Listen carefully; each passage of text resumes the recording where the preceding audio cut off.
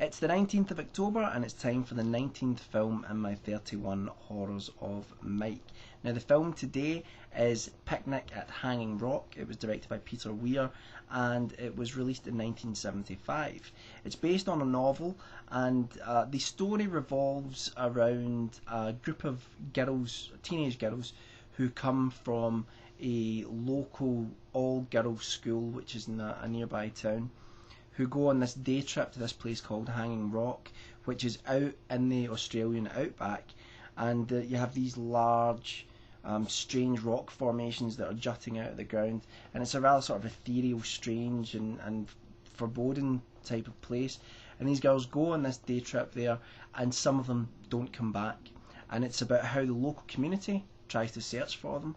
It's about the distrust of those in the community who was involved in the disappearance, and also, and more specifically, the effect that the disappearance of these girls has on the girls' school, on the teachers, on the headmistress, and on the pupils themselves. So that's really what it's about. It's a film that I don't want to talk too much about the plot, and the reason for that is that I went into this film blind.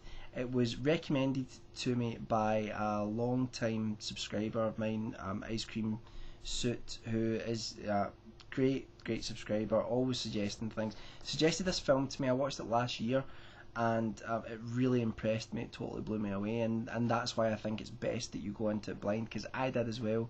I knew roughly what the plot was kind of about, but I didn't know what to expect, and it totally blew me away. Now, some may look at it and think that it's not a horror film.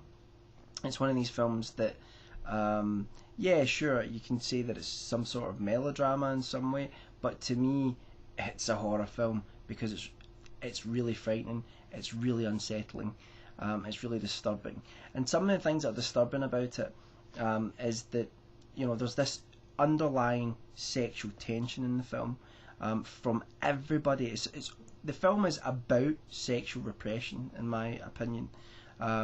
There's some really spooky moments in the film where men are looking at these young schoolgirls, and you can tell it's in a sort of fascinated and not entirely wholesome way. And that's where part of the paranoia comes from. You know, who has been involved in the disappearance of these girls? What's happened to them as well? There's a feeling, as some of the people that are searching, you're kind of like, are they involved? You know, what went on? And I think the most fascinating character in the film is the headmistress, who deals with the impact of these girls going missing under her care in a very sort of reserved way. But again, she's repressing herself, and it comes out in other ways. So I think it's a really interesting film. I think that if I had to compare it to another horror film, it would probably be Suspiria. I see a lot of connections with Suspiria. Really, the idea of these girls in a school together. Well, they're much older in Suspiria. I think the same idea of sexual repression is explored there. And there's a supernatural, can't even say it properly. There's a supernatural aspect to Suspiria, which is overt, but Picnic at Hanging Rock, it's not so much. Now, Suspiria is far better known than Picnic at Hanging Rock, which in some ways is a shame. As much as I love Suspiria, it is very much a film which lives in dream logic and in that sort of fantasy fairy tale land.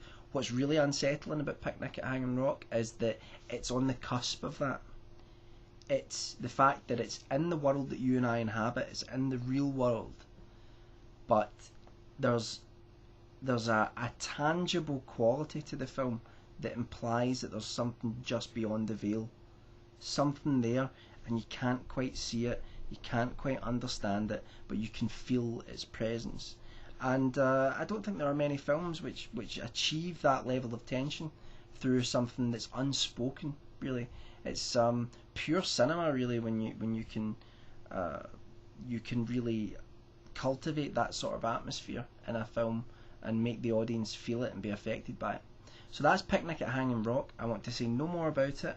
Go check it out. Excellent film. Thanks to Ice Cream Soup for mentioning it to me. I hadn't really heard of it. As soon as I mentioned it to my dad, I said, someone recommended I watch this film, and he said, yeah, do, go and watch it, it's great.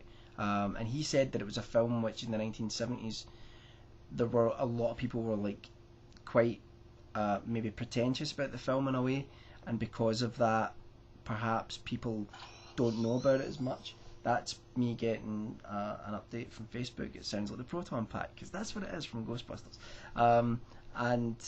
But anyway, back to Picnic at Hanging Rock. Yeah, he said that he felt that the film had maybe been abandoned slightly because some people have been put off by the pretentious treatment of the movie. But is it complex? Can you get really analytical about it? Absolutely. But even if you don't like to be that way with films, I think it's a film which can still really affect you. And the human story at the heart of it is really, really fascinating and really interesting.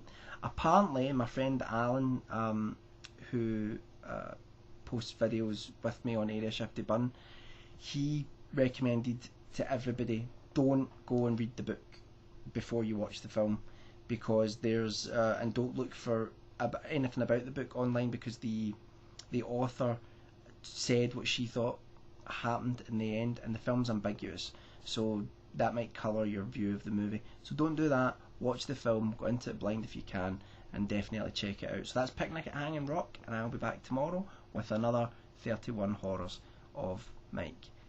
Bye for now.